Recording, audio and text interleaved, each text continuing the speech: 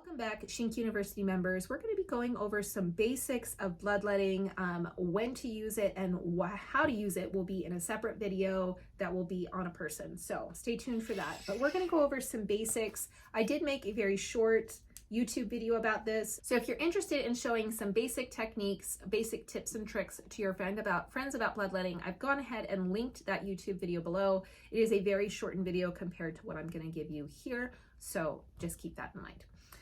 So the very first thing, and something that I went over in the YouTube video as well, is that there are 3 tips that I give most people on how to be more accurate, precise, and really efficient and have higher efficacy with your bloodletting practice. And those are know your tools. We've already gone over this in the platform. So if you're interested, go back to understanding the tip of your needle. It's very, very important for bloodletting. Really for a lancet tool for bloodletting, we're going to be using a tsuryoroshi or a sword type tip. I highly suggest not using the diabetic tips just because they are not made very well. The tips are oftentimes quite bent, and it's actually like a 3-pronged needle, so it's very difficult to hold them correctly, and they're so tiny it's very difficult to hold them in your hands. I am a huge proponent of the blood lancet tools. I really like these little guys because they're a great price point. They tend to be made quite well, and they're just a little bit bigger, so it's easier to hold. I think you definitely need to find something that you enjoy for your hands though, so don't let me waver you. If you like something else, then you like something else, and we can go over in the acupuncture study group how to use the tool that you decided that you love. So how to hold this tool correctly is the same way that we're going to be holding a shonishin tool. So you can go back to the shonishin videos, re-look at that. It's going to be the same thing. So we're going to be holding the tool across our index and middle finger of our dominant hand. Now, if you are still unsure about which hand you should be needling with, if you call yourself ambidextrous, then you're going to use the hand that oftentimes, I've already told you this, but use the hand that is just a slightly more dominant or that you feel more comfortable holding a needle with, and just keep that hand as that hand. It's really important that you don't switch back and forth. So we're going to be holding, again, just like a shonishin tool. So I'm going to be holding it across the index and the middle finger with the tip of the lancet tool lining up with the tip of the pad of my finger. Pretty standard shonishin hold with the thumb of the tool, of the dominant hand, holding usually about midway to a little bit lower on the tool to just make sure that you have a little bit of pressure of this tool going into your fingertip, but not so much where it's like being buried into our fingertip, because then it won't be able, we'll poke ourselves instead of the client. So you want to have just a little bit less there. Enough to have the pad of our finger be a little bit of a cushion. So that's the proper way to hold it. Again, if you want to go more into depth with that, go back to the shonishin section. It is the exact same way to hold it. As with all things in Japanese acupuncture, if it's true for one, it's almost always true for all. So definitely the same thing there. Now, when we come to how we are going to utilize our tool, again, I'm going to refer back to the shonishin section.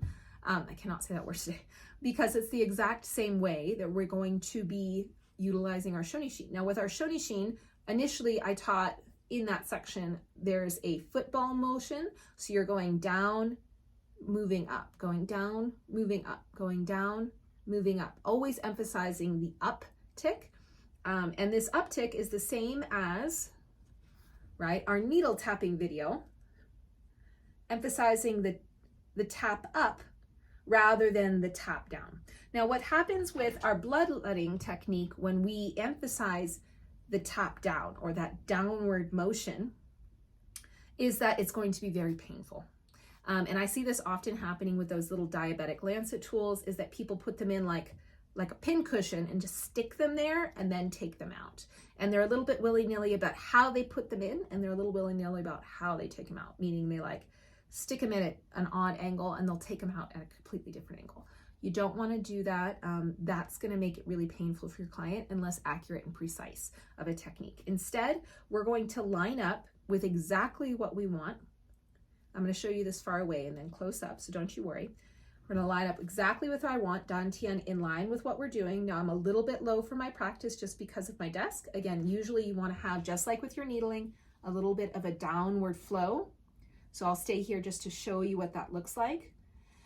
Breathing in, and with your client breathing out, we're going to roll our hand over and pull up.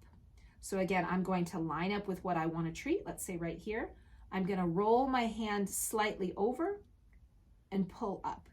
Now, what I covered in this YouTube video was you want to know your tool tip. You want to understand your tool. We know this already. You want to make sure you're holding your tool correctly. We know this already. We want to make sure that we're using the correct technique, which I just showed you. You already know this. If you've gone through the Shonishin section, say that 5 times fast. If you haven't, you can just go back to the Shonishin section in the platform and check it out. Again, we're lining up, and all I'm doing is I'm turning my hand. Do you see how I just turn my wrist over?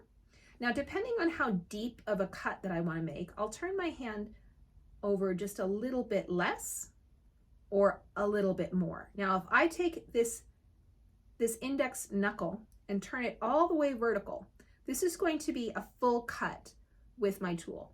Actually, if I go just a little bit past vertical, it's a full cut. Now, if I put my hand, this index knuckle, just 1/4 of the way up to vertical, that's just the tip of my needle. And if I put it about halfway, that's half of my needle. And then all I have to do after now I've decided my depth, all I have to do is just lift up. So make sure when you I want to do 1/4 of the tip of the needle. Let's say we're just going to the tips of the fingers or the toes, or maybe just the tip of the ear. So really thin skin, right? Thin skin, not a lot of depth to the channel or the meridian. Then we want to have a shallow cut. Especially part of this is understanding where the blood stasis is in that particular point of the body. So if you're trying to get blood stasis out of the tips of the fingers and toes, there's not a lot of depth to the channel. The blood stasis can't lie that deep within the channel because there's no meat there for it to lie within, right? You're going to insert very shallow.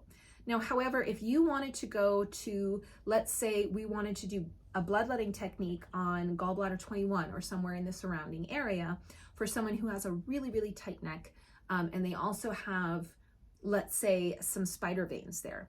Depending on how deep that spider vein is in from the surface of the skin, you might want to do a full cut in order to reach that spider vein. And or if there's not spider veins and you're just trying to get to the excess blood stasis, kind of like you would use cupping, you might also want to do a really, really deep cut. So depending on what you're trying to get at, you need to go deeper, and sometimes you need to be more shallow. Now, again, if you're not using a blood lancet tool, like these little MediPoint ones that I'm using, then it's going to change just a little bit. But even if you were to use one of the diabetic lancets, this technique is going to be the same. So let me show you that technique close up. So let's say that I want to line it up with my little black dot, right? And again, using an apple is a great practice for this. So I'm going to line my tool up. I'm just going to hold this down here because it's a little bit wobbly. I'm going to line my tool up with exactly with what I want to treat. Now, this might be a spider vein. This might be the tip of the ear. This might be tips of the toes or fingers, right? Depending on what it is, you need to line it up, and then you need to understand how deep you need to go. Now, again, this lancet that I'm using has quite a big tip to it, actually. There you go. It's quite a long tip, actually. And it's a really wide cut if you were to go completely through to the very bottom of this sword type, right? Because it's going to stop here. Unless I had a ton of force behind it, it's not going past that point. So I'm going to make sure that I understand at this point how deep I want to insert my needle. And then I'm going to rotate my hand. I'll go really slow. Let's say I just want the tip. I'm going to rotate my hand just to that point and then pull up. Because I only want to just maybe barely cut the skin, the first few layers of skin. Let's say if I wanted to bleed a spider vein on the foot. If I wanted to, let's say, bleed a spider vein on the foot, that's what I might do. Now, if I wanted to go to someplace a bit more meaty, like a patient I had who threw out his back, and it had been thrown out essentially for 15 plus years and had huge spider veins on the back of his thighs. And I was like, I really want to bleed this guy and bleed him once and have it be done. I'm going to do a deeper cut. And up on the back of the thighs, for example, lots of meat there. So I'm going to line up with what I want. I'm going to rotate my index, move this away a little, rotate my index so it's completely vertical. I'm going to do a full cut here. If we go all the way close up, you can see that's fully inserted. Usually you're not going to move your patient like that. And then pull up. So how that's going to look like is line up, pull up, line up, pull up. Again, fast, line up, pull up. So it's really a quick technique. So I hope that that helped you understand a little bit more of the foundational ideas behind bloodletting. In the next video that I'm going to be putting out on bloodletting, we're going to try to do this on people, show you exactly some areas that you would be utilizing bloodletting and how effective it is. And then also sometimes when you don't want to do bloodletting. So if you do want to learn more hands-on about bloodletting and orthopedics, I often have workshops specifically on this topic. So do reach out to me in the Facebook group if that's something that you're looking to learn, and I'll tell you about the upcoming workshops. And then stay tuned for the next video all about using bloodletting on a person so you can see actually what it looks like, how to be clean with the technique and all of that good stuff. All right. Keep practicing, everyone. Please do practice some of this on your own, on an apple, on an orange. Record yourself if you have the capabilities to do so. Put it in the Facebook community. I would love to give you direct feedback on your particular technique so you can learn more about how to do this technique or how to make it even better. All right, thanks for watching.